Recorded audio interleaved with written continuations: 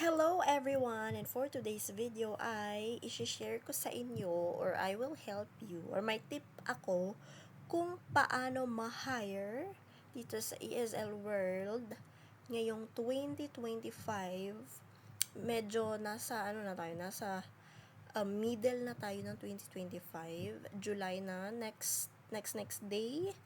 And I'm sure na naghahanap kayo ng sideline, pagkakakitaan, lalo na sa mga students kasi bakasyon, 'di ba? Ay, di ko lang alam kung bakasyon pa ba sa iba or nag-start na yung classes nila. And alam ko sa mga college, alam ko naghahanap yun ng sideline. Alam na alam ko yan kasi uh, second year, third year hanggang naging fourth year ako is ganun din ako. Hanggang ngayon na magiging soon to be may degree na, ganun pa din yung mindset ko, as in, kung ano ibibenta, anong tatrabahuhin, anong gagawin, ganito, ganyan. And, naisipan ko tong content kasi wala akong ibang maisip. And guys, kaya nga, nag-ask ako sa ibang video ko na please help me, ganun. And, without further ado, let's start.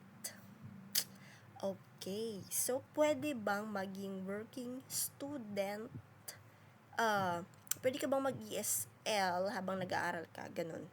So, syempre naman, bakit hindi, 'di ba? Kaya lang, merong iba talagang ESL company na naghahanap ng diploma or yung license, ganun. Syempre, wala pa tayo nun kasi estudyante pa nga tayo, 'di ba? So, gagawin mo dyan, babawi ka sa certificate. Yung TESOL at TEFL or TEFL certificate. So, since ang nakuha ko lang is ang TEFL or TEFL certificate, which means Teaching English as Foreign Language. Yun ba yun? Nakalimutan ko, sorry. Basta yun. And, merong two ways para makakuha ka nun. Pwede kang magbayad, pero syempre, hindi na tayo magpapascam, 'di ba? Kasi ako before, bago ako sa ESL World, wala akong alam talaga. Kasi yung sabi lang ng pinsan ko na ate ko is, mag-ESL ka, ganun. Pero hindi niya ako tinulungan, like, anong sasabihin, anong gagawin. May one time lang na nag-ask ako sa kanya ano ba yung mga interview, gato, ganyan. Tapos may binigay siyang answer sa akin. Pero as in lahat, yung pag-apply, ganun. Ako talaga, kasi, nung sabi niya, mag-ESL ka na lang kasi gustong-gusto ko nga magka-work, pagka-extra income. Ayoko kasing palaging humihingi sa parents, ganun. Sabi niya, yun nga, nagpabili ako ng laptop sa tatay ko, pero nag-wait ako ng ilang months kasi parang, pa-December na nun. Hindi pa December. Like, siguro mga October or September, gano'n. Then, sabi ko, pag December, gusto ko ng laptop. So, gano'n. And then, eto na nga, may laptop na ako. May laptop nga ako. Nauna pala itong headset. Then, may laptop ako. Then, nahirapan talaga akong mag-apply kasi, saan ako magsisimula at walang tumatanggap sa akin kasi, wala nga akong experience, diba? At saka, ito talagang matinding tip. Sabi ng friend ko sa Facebook, like, literal na friend ko lang siya, hindi ko siya ka-close, ganun. Friend ko lang talaga sa Facebook. Kinapalan ko talaga yung mukha ko. Like, sabi ko, pwede bang mag-apply ng ESL sa'yo? Ganyan. Sabi niya, may experience ka ba? Sabi ko, wala. Sabi niya, naku, mahirap mahirapan kang mag-apply kung wala kang experience. Sabi ko, paano ba yun? Gustong-gusto ko nga.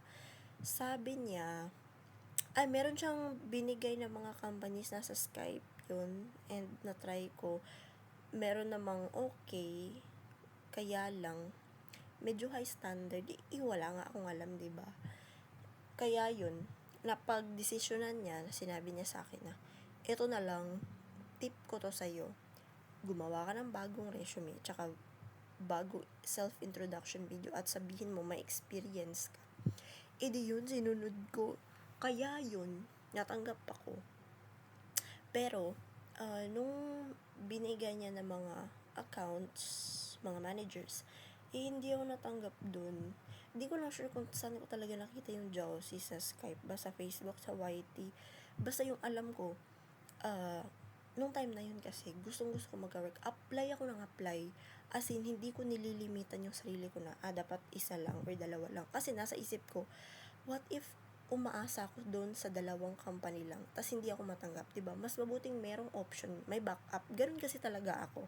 Ito nga din, sa ngayon, sa income ko, hindi naman sa nagmamayabang ako. Gusto ko lang talagang sabihin para ma-inspire kayo or para hindi kayo mawala ng pag-asa. Nung una is, 'di ba, TikTok affiliate lang nga yung yung income ko. Then nag-online selling ako. Parang online selling na una. Pero lang yun mga pre-love lang yun. Hindi talaga yung bagong dating. Pero minsan kapag nag-uukay ako, tas minsan binibenta ko. Hindi ko na sinusuot, binibenta ko na agad, yun. And yun na nga, diskarte na si ate mo, girl. Hanggang sa naging ESL. Hanggang sa nung naging ESL ako, nung unang year ko, 2024, isa lang talagang company ko kasi nga loyal, diba? At saka nag-aaral ako. At saka, hindi ko alam na pwede palang dalawa yung ESL company na pagtuturuan mo. Dapat lang talaga is mabalance mo yung time, yun. And yun nga, nagtitinda pa rin ako, kung hindi sa TikTok, sa FB, ganun. And yun na nga, guys. Ano yung sinasabi ko? Kailangan natin mag-apply. Oo nga. Kasi alam ko as a student, talagang gusto natin ng extra income na hindi tayo humihingi sa parents natin or sa ate or kuya natin, dito tita, lolo, lola, sino ba dyan. Kaya naisipan ko na gumawa ng ganito para ma-inspire kayo or para mag-ESL teacher na din kayo, kasi ako pasuko na ako, charot. Syempre hindi tayo gaganon, mapapagod. Ano nga yan?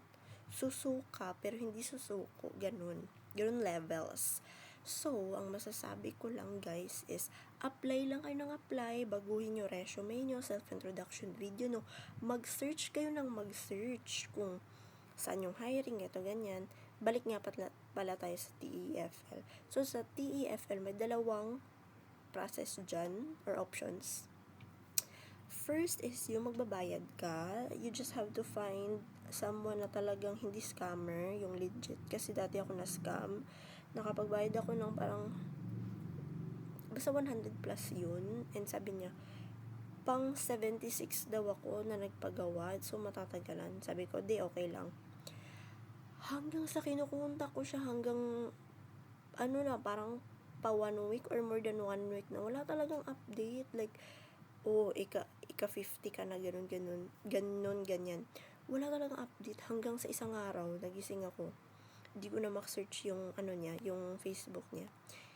Kaya na talaga sa utak na hindi na ako magpapauto talaga, shit. Ay, sorry for the bad word. And, nga pala, may nakilala akong friend sa Facebook. Iba na naman to. Ibang friend. Sabi niya, gusto mo talaga mag-ESL ko? Oo. Sabi niya, wala kang experience, diba ako? Oo. Sabi niya, mag-practice ka lang ng practice, ganyan, resume mo, baguhin mo, ganito. So, yun. Hanggang sa nag-search ako sa Facebook ng mga page or FB groups. Yan nga, FB groups. ESL hiring ESL, legit ESL, yung mga ganun. Talagang pinursige ko talaga, ang kapal na talaga ng mukha kasi mukhang pera, charot. Yun na yun. And meron nga palang isa pang option, kung ayaw mo namang magbayad kasi nga nanghihinayang ka sa pera, gusto mong ikaw yung nagpa-process mismo.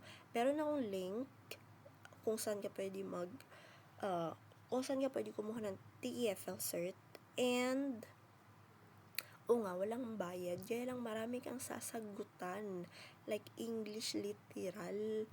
And nung time na yun, syempre working ako, wala talaga akong time, tsaka yung utak ko parang sasabog na talaga, yun, kaya yun, mabuti lang talaga yung second time na nagbayad ako sa kakilala ko na, at hindi naman ako na-scam, at 120 lang yung pinapabayad niya sa akin, kasi nung first time, nung na-scam ako, parang nasa 160 nga ata yun, hindi ko nga alam, diba? So, yun. And, kung gusto nyo kumuha, syempre dun sa legit friend ko, 'di ba nasa 200 plus na siya ngayon. Yun lang. Kasi ang sobrang mahal na talaga. Hindi na carry, 'di ba Kayo, kung gusto nyong hindi bumayad at kayo na lang sumagot, pwede naman. Lalagay ko yung link sa description box. So, guys, I hope this video finds you well. Ano daw? Sorry guys, kasi Bisaya ako. Kung alam nyo lang, yung accent ko is sobrang Bisaya accent. Ang dami ko na sinasabi, te. Yun na yan. Bye-bye.